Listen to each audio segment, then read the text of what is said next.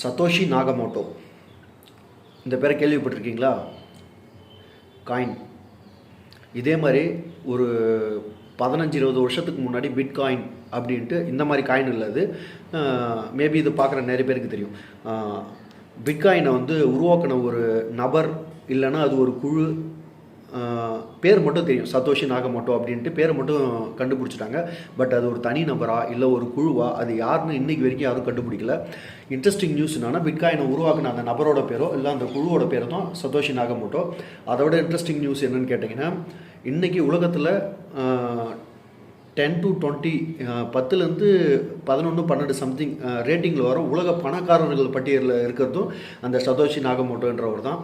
அவரோட கணக்கில் வந்து பில்லியன் கணக்கில், எவ்வளோ தெரியல, மில்லியன் கணக்கில் வந்து அவரோட கணக்கில் வந்து பிட்காயின் இருக்குது. ஸோ அவர் தான் வந்து கிட்டத்தட்ட 10 11 12 13 இந்த ரேங்கில் இருக்க உலக கோடீஸ்வரில் ஒருத்தவர் அப்படின்னு வந்து சொல்கிறாங்க.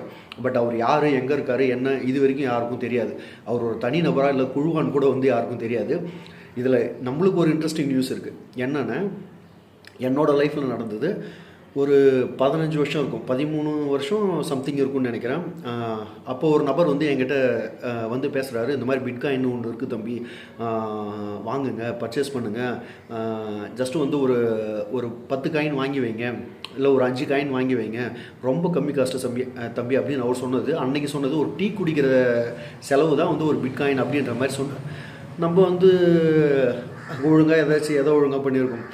அன்னைக்கு வாங்கி வச்சுருந்தா இன்றைக்கி ஒரு பிட்காயினோட விலை வந்து ஏதோ க்ரோர் கிட்ட போகுதுன்றாங்க. நினச்சா ஃபீலிங்காக இருக்குது, ஐயோ அப்போ மிஸ் பண்ணிட்டோமே அப்படின்ட்டு இப்போ யோசிச்சுட்ருக்கோம். ஸோ இதே மாதிரி இன்னும் ஒரு 10 வருஷம் கழிச்சு ஐயோ நம்ம இந்த விஷயத்தை செய்யாமல் விட்டோமேன்னு 10 வருஷம் கழிச்சு ஃபீல் பண்ணக்கூடாது. அதனால் இன்றைக்கி நம்ம கண்ணில் தெரிகிற விஷயத்த எது நல்லது கெட்டதுன்னு பார்த்து யோசித்து கண்டிப்பாக வந்து செய்யணும். ஸோ விழிப்பாருங்க. தேங்க்யூ.